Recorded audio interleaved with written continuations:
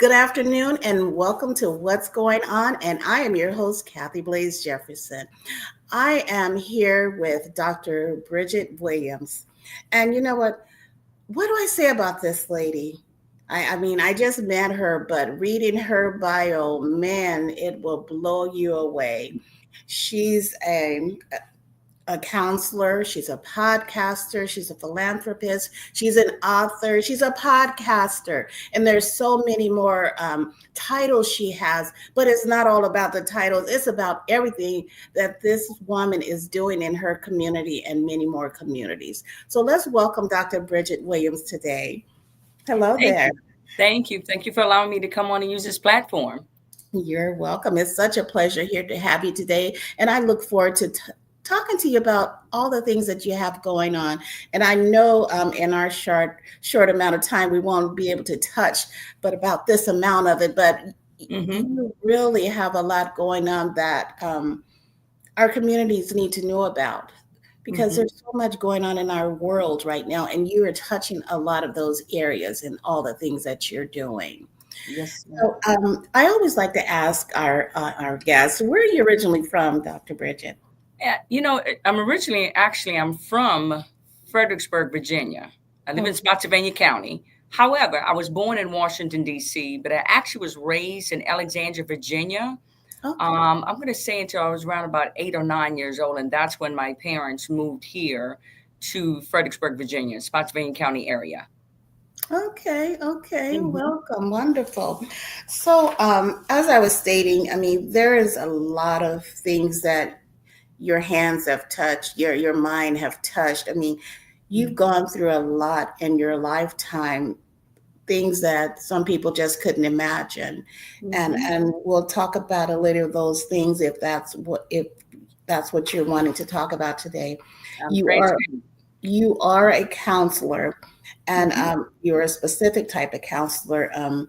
I want to ask first, why did you go into that profession, and then you can tell us a little bit about the type of counselor that you are. Okay. Well, let me answer the last question. I'm a mental health therapist.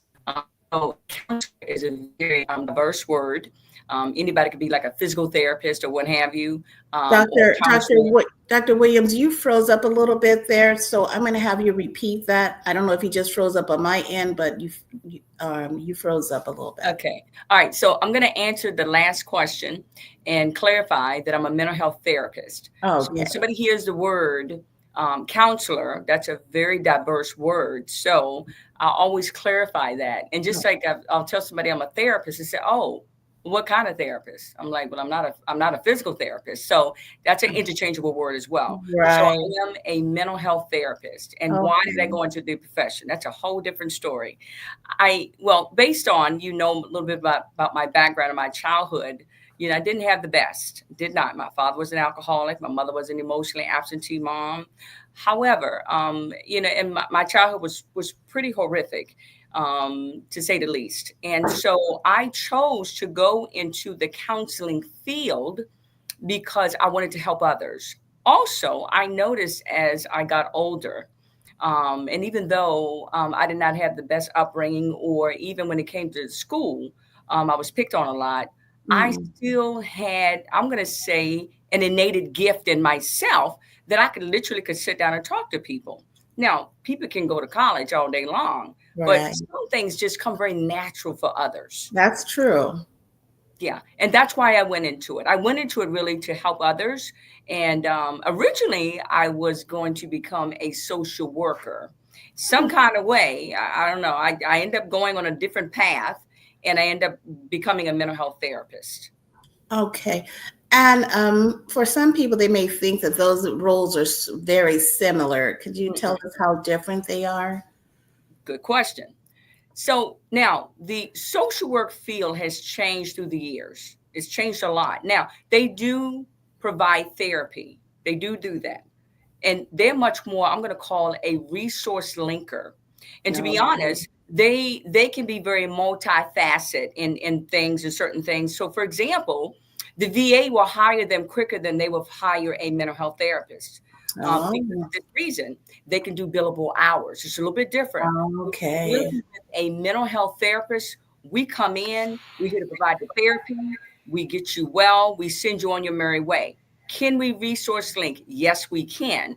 But that's not what we're trained to do. We're trained to provide therapy. We're trained to elicit change in you. Mm. That's the difference. I'm gonna, not that they're not trained to do the job, but you're trained to do the job, to That's deal it. with the problem at hand. That's Yeah. it. That's it right there. That's the Yes. difference. Can you tell us what is the hardest thing that you had to deal with in this profession? Oh my gosh. I'm gonna be honest. Now, all mental health therapists, or you can just say counselors, we're all trained. Some of us can have specific trainings. So, for example, I end up getting a specialty when it came to substance abuse. Mm. My hardest piece is this: is doing couples counseling and dealing with children. I deal with, I'm going to say the youngest I believe that I'll take, and I'm just being honest, this is through my experience, is a 12 or 13-year-old. I Oh. will not deal with anybody younger than that because that's a little bit more work and that's a specialty, I believe. Um, Hmm. Couples, oh my gosh, they're stress and their work. Can you Right. do it? Yes, you can. But that's the challenging part about my line of work and what I do. And some people, you know what they choose to do? I'm not going to do any kind of I'm not going to do any kind of couples counseling at all because they don't want to deal with it. Mm. You mentioned that your specialty is substance abuse counseling. I have a I specialty mean, in that substance area. abuse therapist. And you mentioned the youngest that you deal with is age 12. Right. Are Doing you? mental health, not Oh, doing doing mental. substance abuse. Okay, let me get Right. that correct. Yes, I'm like, Yes, are we yes. seeing children younger than that? No, no, no, no, no. Okay, I, No. I just needed to get that corrected. That's okay. That's all right. What group of people you believe that you have helped the most in your field? I'm going to say the substance abuse clients. Let me tell you why. I named my center after my brother who died of a heroin overdose. And so now some people don't like to deal with substance abuse. Let me tell you why. Because the reward of it is not very high. Because it's like the relapse is very high with a person who is addicted, and so most people become very frustrated. But in my line of work, or as my population I deal with, I love working with them. Mm. Because you know what, eventually they're going to get it. And when they get it, they do a wonderful job at it. But most people, they don't like to deal with substance abuse. Wow, wow. I It love it. sounds like a challenge, but it sounds like it's when that challenge when you're like you're playing this game and you're getting up there and you're getting to that gold ball up there and you finally make it and you Hmm. save that person. I mean, Absolutely. that's amazing. That is amazing. Do you have well, you've already answered this question. You have an Hmm. age limit to your counseling, then that's from age 12, you stated. Right. On a day-to-day basis, what is the hard things that you have to deal with while working? Oh my gosh, I'm going to say the progress notes. Oh, okay. Progress notes. Because, you know, sometimes, you know, once you see clients back to back to back to back all day long, and sometimes we don't get a chance to kind of write those notes down. So I may kind of jot something down in my brain space. But, you know, after a while, you become very, you can train your brain to remember a note. At Oh, least I've trained my brain. I can remember a note even after, I'm going to say after a week. And if I haven't gotten to that note within a week, and I can already write it down because I already know exactly what the person said. But it can be very challenging too. okay. Hmm. So, with the world being more electronic nowadays, is it a choice not to use to dictate or enter it while you're with your patients, or is that It is a because? choice. It's a Okay. choice. Number one. Number two. Now, when I do virtual online, I use a system called DoxyLink, and they have become very advanced. So, for example, all I have to do is just hit a button, and what it does, it transcribes the whole therapy session. And what it'll do, it'll break it down into a DAP note or a SOAP note, and all I have to do is go in and move it around, change some words around, and pretty much that's all I have to do. Now, I Okay. do that when I'm online.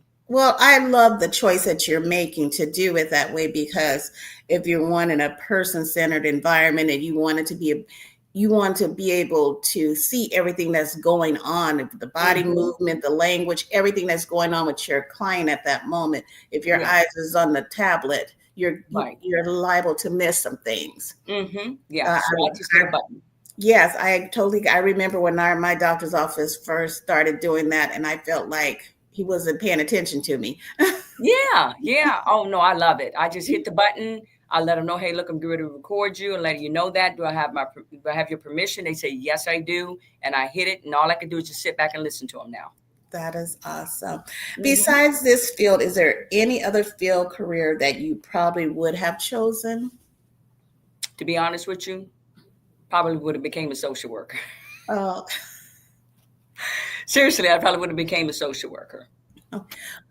so I just want to ask this question. For this field Sure. of therapy, social work, counseling, what was it that drew you there? Was it because of things that you went through in your life? To go into which field? The field I Um, went into, to or just a helping get field in general? the field of helping others. Let's put it that way. So you asked me, why did I go in there? Yes. Did a lot of that have to do with your background? It did. It did. I had a horrible childhood. And again, I had it in me that I wanted to help others. Okay. And to me, it was a very natural thing. But let me be honest, originally when I started on my journey of helping others, this is going to sound kind of odd, but kind of funny too. I really wanted to become a motivational speaker. Okay. I did. I wanted to become a motivational speaker. I started somewhat on that path, and somebody said some things to me along the way, and it changed my mind. Now, also, I actually also went into the field of mental health. Is because I remember back when I was in the sixth grade, I was having some problems, and I remember having to go and sit down with a counselor. Mm, And I can see her face, remember her name just as well. And she literally sat down and she talked to me and she showed some interest in me. And mm. it just, when I saw the compassion that came from her, it stuck with me and it just kind of took me into that field. Wonderful, wonderful. Hmm. That is why it is so important for Hmm. us to use these blessings that we have to share with others. I Hmm. mean, you know what? We have these experiences in our life for a reason. Absolutely. And it was funny because when my husband and I mean, obviously I'm widowed now, when we finally decided to move back, because he was military back in 1994, we decided to move back here to Fredericksburg, Virginia. I remember getting in contact with Miss Lee and sitting down with her. And at that time, I was not in college. I hadn't even thought about college, but I knew what I wanted to do. But I let her know how she had changed my life, and she just had no idea that she had did it. She was like, wow, I didn't realize. I said, you changed my life. Mm, You put me on that path, and I've never forgotten that. Never. wow. And that is why we need to remember to reach back and let people know what they did Hmm. for us. A lot of times they don't know because, it's what they do every day. Exactly. It can, you know what? You're right. We can do things on a regular basis. We don't think about what we do. We just do it, but we have no idea how we're impacting other people's Mm, lives. yes, yes. Thank you. Thank you. Thank you. And on that note, Hmm. tell me what has been one of the most rewarding things about your field? When I see people get well, Yes. when people actually, we have people that always stop by our office all the time and they'll say, hey doc, I just want to stop by, I just want to let you know I'm still clean and I'm doing really good. And when we see those small glimmers of hope, that gives us hope to continue to keep doing exactly what we're doing. And Yes. I have always told my staff, never look at the client as being a drug addict or an Mm, alcoholic. yes. So love and compassion, because like, for example, when I'm training them to do assessments, I always tell them, you treat that client with compassion. And when Yeah. you show them love and compassion, see, you don't need to beat them up. They already beaten themselves up. Right. Right. So, That's so, true. so why do they need to sit in your presence to get beat up some more?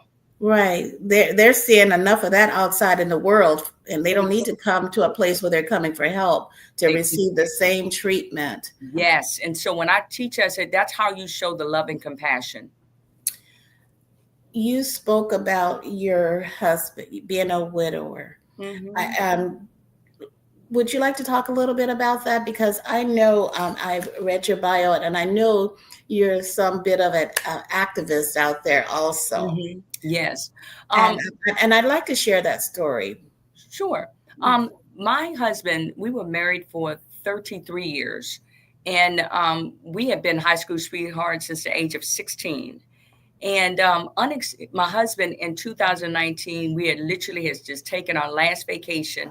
I had no idea it was going to be our last vacation. Hmm. We came home on a Friday. My husband also was going to come and work for me. Now he was a retired Navy officer, and he Okay. was also working for the IRS. He was running the HR department for the IRS, and so he was natural for him to book our vacations twice a year. I didn't have to do that anymore. Thank God for that one.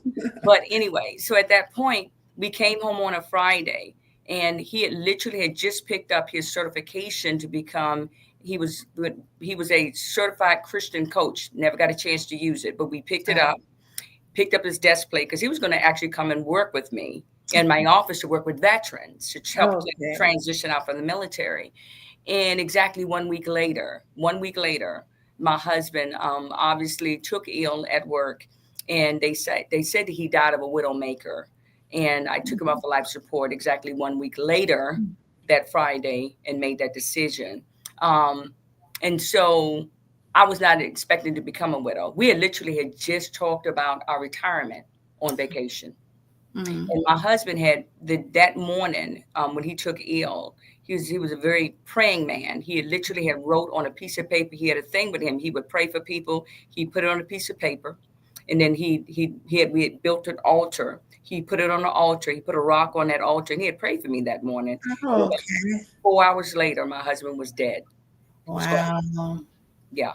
But technically, they say he was already gone. I stayed with him for 3 days, hoping that something would change, and nothing changed. Mm. So I had to take him off of life support, took him off, basically, and because I knew he was already gone anyway. Yeah.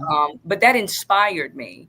Um, I, to be honest, how I made it through that, honey, I can't even tell you, to be Mm. honest. And so I was so inspired by that. Technically, I had already started writing a book before he passed away, and so that was the first book, was called The Shepherd's Pie. Um, and Okay. I finally finished that book. I made a decision when he passed away. So let me finish this book. And then I was so inspired. I had such a great response. I wrote another book, which was his last words to me, because I spoke to him that Thursday night on the phone. And he had said, "Okay, honey, I'll see you tomorrow. Good night." And I never thought those were going to be his last words to me. Mm. And Mm. so I wrote that book um, based on giving the details of what had transpired about his death. And so The Shepherd's Pie, and the second book, which is really what is called The Unexpected Widow, Okay. what I did, all proceeds, anything that's sold with either one of those books, they actually go to my campaign of the No Widow Left Behind campaign. Because Yes. as being a military widow, I think most people, when they hear military widow, they're thinking about a gold star widow. And that's not Mm. true. That's not true Mm. at all. Much So with you talking about being a widow, I want to go back just a little Sure, bit, and sure. I want to talk about your husband's license plate, the Yes. Okay. which And that. so, in the midst of all of that, I knew my husband's tags. It was going to, they were going to expire into the following year, and so what they say, when you become an unexpected widow or widower, they say the first year you should not do nothing at all. Mm. It's really critically important. Don't make any major changes. But in my situation, I had to very quickly, because we actually had two houses. He worked out of one and we lived in the other one. So I had a lot of decisions to make. But to get to the license plate, when that following year came, um, we have a rule in the state of Virginia, was this, and it was somewhat disjointed, that they told me, they said, well, since you were not the owner of the truck, and even though you inherited the truck, and they said, or you did not serve in the military, he had a very specialized license plate that reflected Mm. his career. They said you have to turn the license plate in, and I was like, well, I don't think that's fair. But he was funny. If you went 45 minutes up the road in Virginia, you could keep the license plate. So things was disjointed and things was not unified. So I actually ended up talking with another delegate.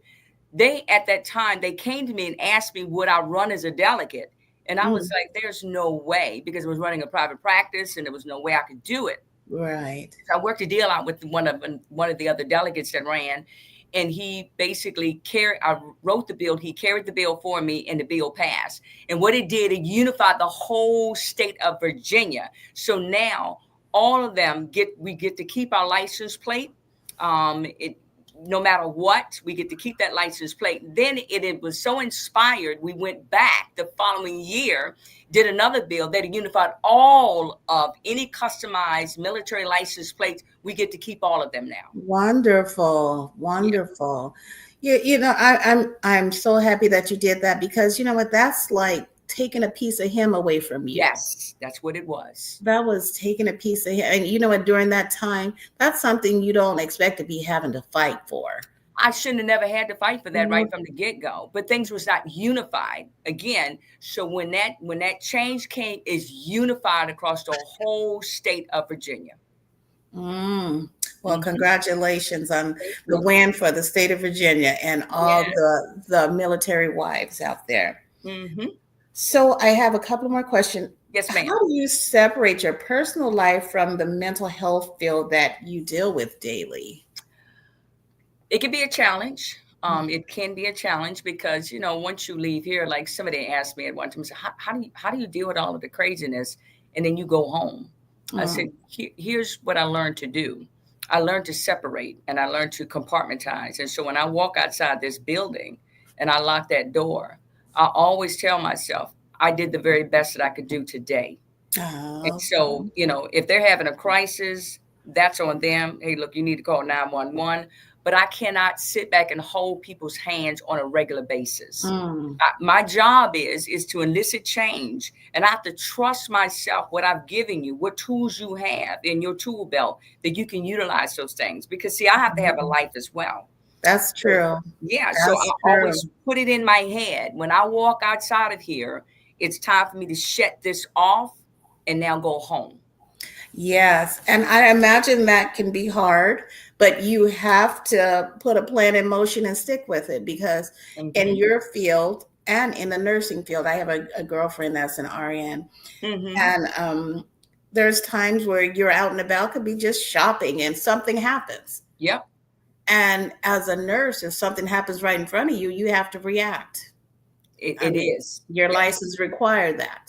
yep, it's the And same thing. Yep, same yes, thing. yes. So sometimes it's hard to get away from, and when you're out and about having a private dinner with your family or Hmm. friends, you still have that license hanging over you when you're out and about in your personal life. It's true, and I ain't gonna lie. Now, my clients do have my cell phone number, and I and seriously, they'll send me these random text messages, blah blah blah blah blah, and my famous response is, "And who is this?" Well, you're supposed to know who I am. Yeah, exactly. Like, so I have everybody's number in my phone, and I mean, I'm famous for that. And I would say, "And who is this?" And they'll finally respond, "Oh, this is such and so on. So, can this wait until tomorrow, or can this wait until next week?" Yeah. Because I kind of set a boundary with them. I do Yes, set you that have boundary. to. And you have to because I can just assume that they accomplished something, maybe something you guys were talking about, you had them working on, and they accomplished it, and they're just so excited and they want to let you know. Look, I'll tell them I love hearing from you guys. It's great. But look, I do have a life of my own. I really do. So Yes. I try to separate those things. I do the best I can. Yeah. So you started writing books, and how did you come up with your first book topic? Oh, oh, that's easy. Now, I did not design that cover. The second book, I designed the cover. The first book, I did not design the shepherd's pie, and I actually was working with a book company that actually saw the whole transcript, and I wanted to keep it the way it was because it's a metaphor. The shepherd's pie really is a metaphor.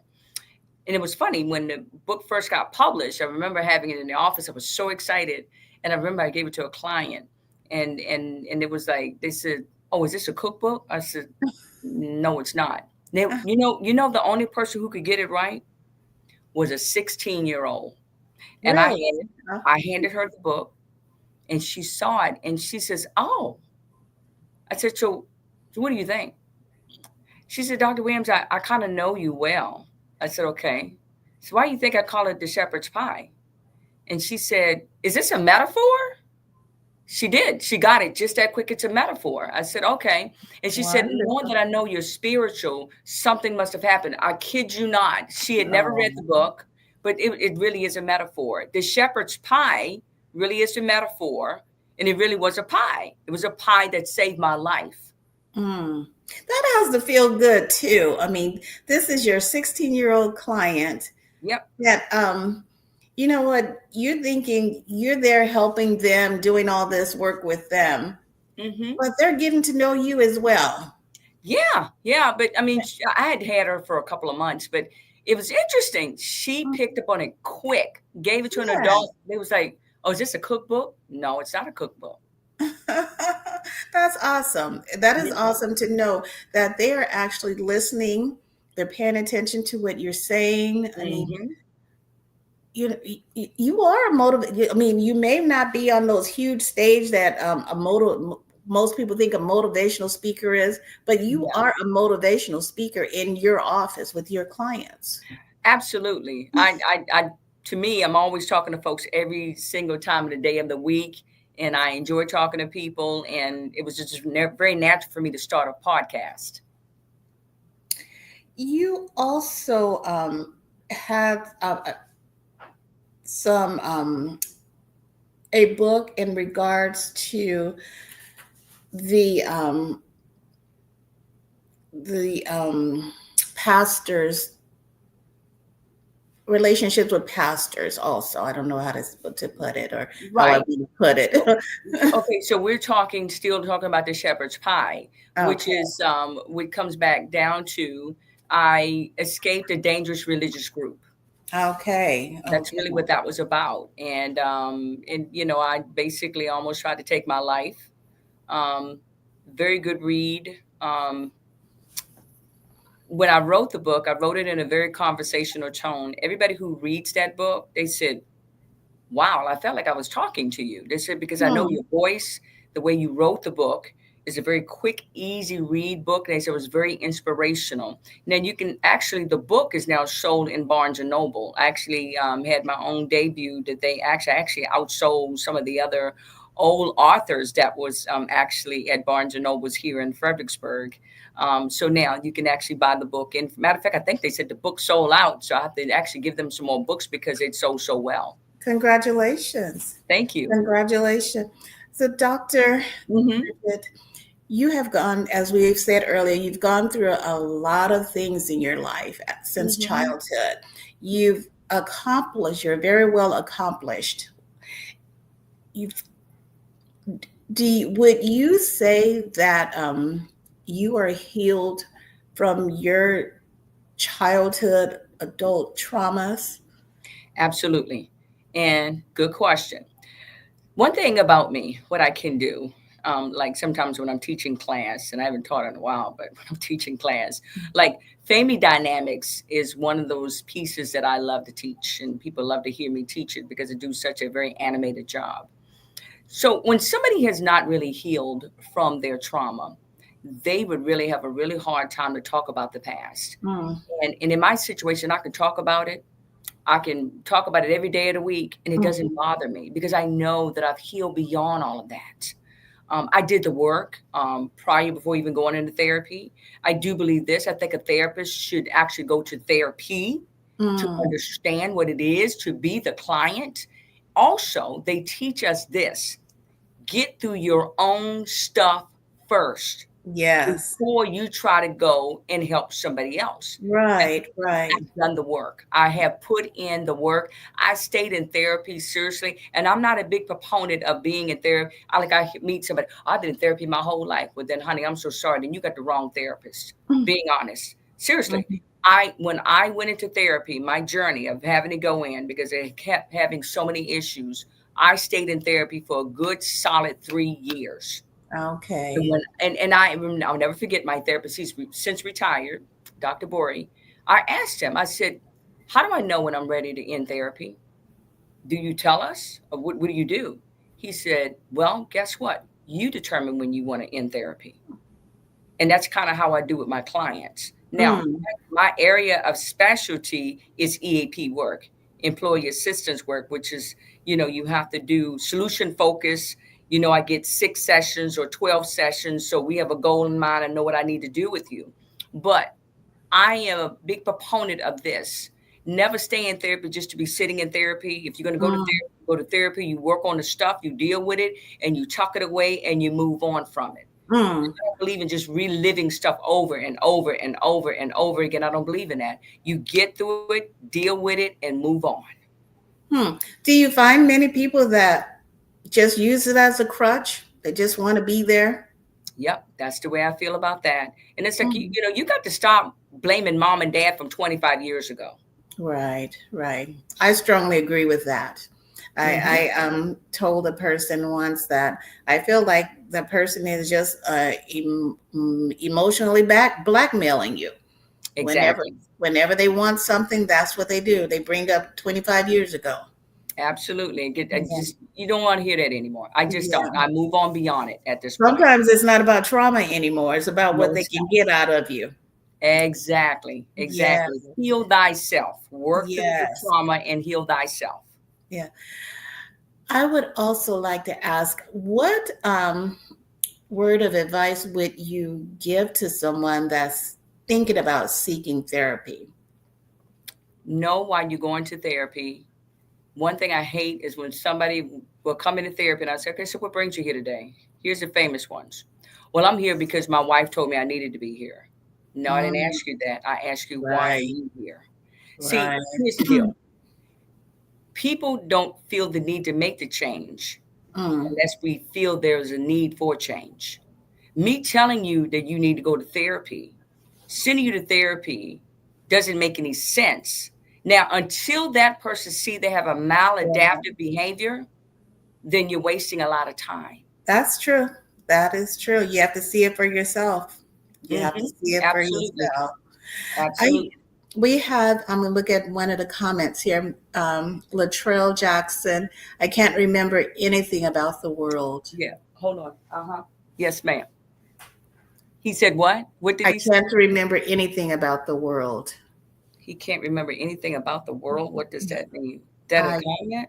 That's a comment. Yes, Does that's. he want me to respond to that comment? Or He said, what did he say? Oh, he made another comment. Try praying to God first. okay. Mm, okay. Well, thank you for the comment. I'm not Okay. quite sure what to think about that one. Yeah, I don't know if it's a question or just a statement or okay. Hmm. So again, I've noticed you have many certificates. You've done a lot of things. Yeah. Are you done, Dr. Williams? I mean, what's Oh, next? I'm not done. I'm not done yet. My goal of it is to try to write as many bills. A lot of my bills now are going towards the mental health area, Oh, working with the Board yes. of Counseling because I believe we have a lot of blockage that Yes. prevents us from being able to go forward.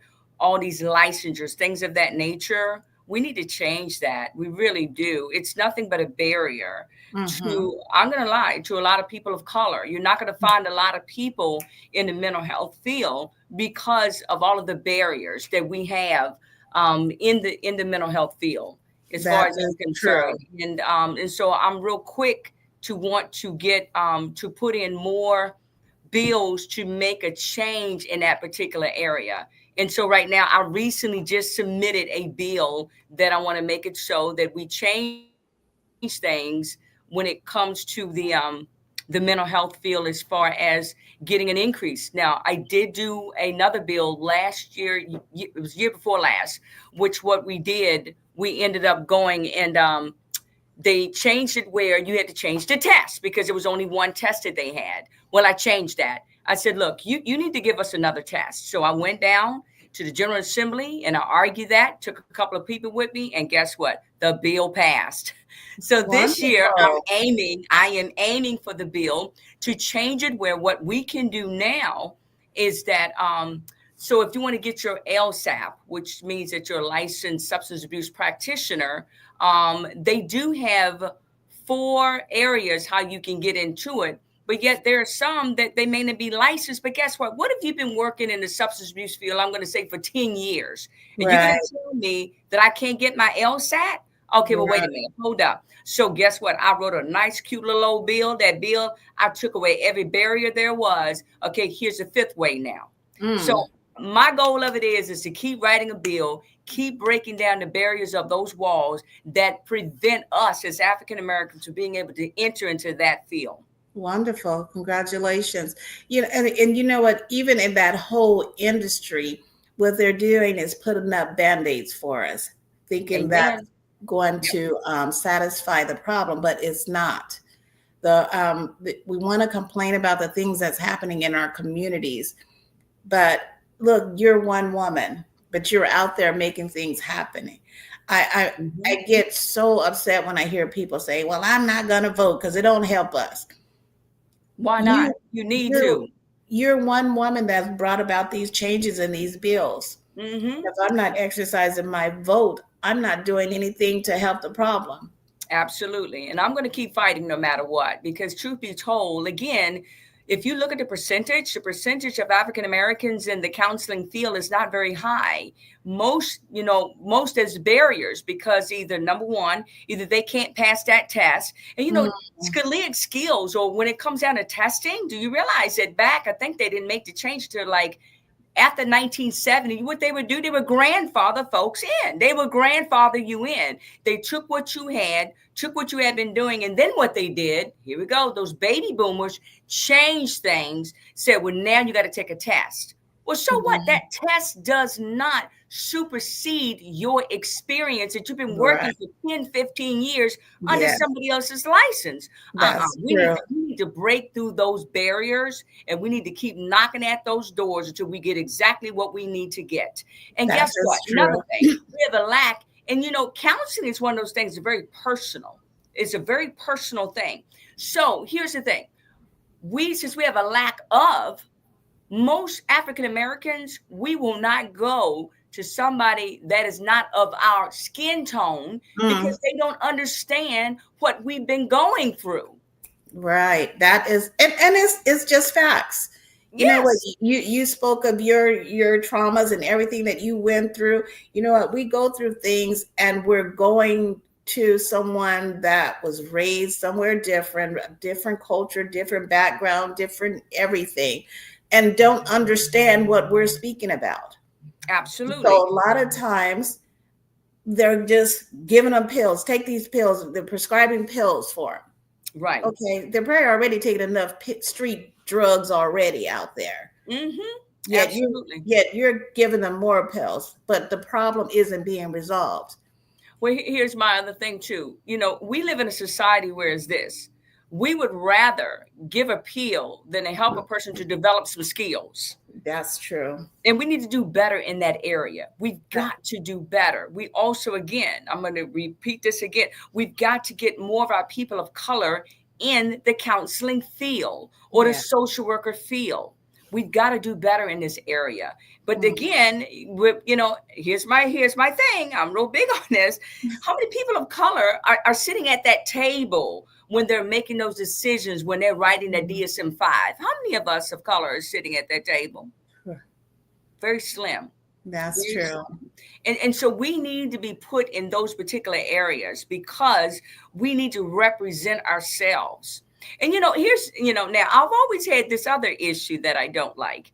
Now I work in the field, but if you think about it this way, in every community, we've always had somebody that we felt comfortable talking to. Like in Mm. Africa, they have the griot, the great wise one that they would go to.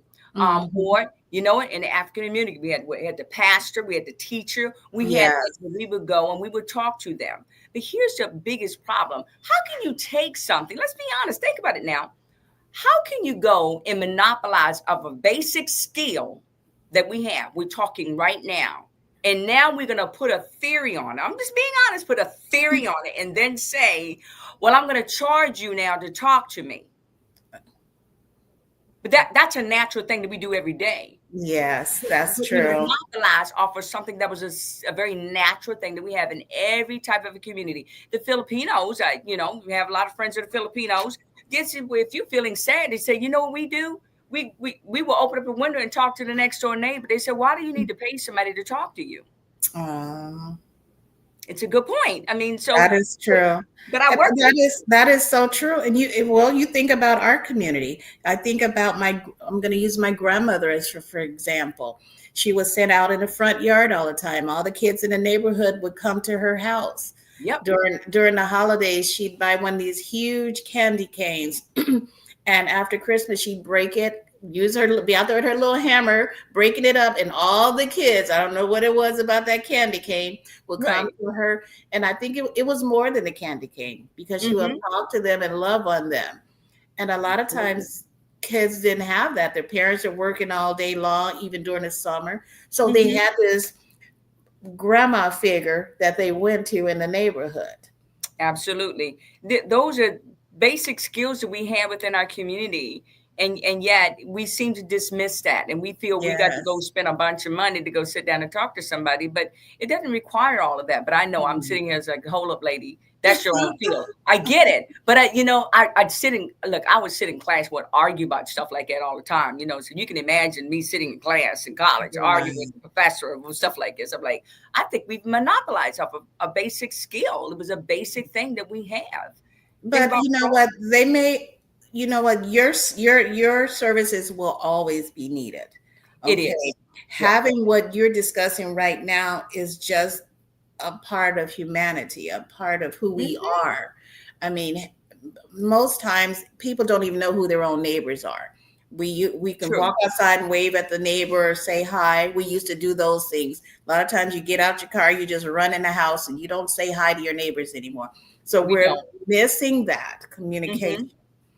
I mean, Absolutely, yeah. So yeah. I make myself available to everyone as much as I can. And one thing is too, when I know that somebody cannot afford therapy, I'm like, I have a lady right now that that I'm providing her free therapy. I do it all the time.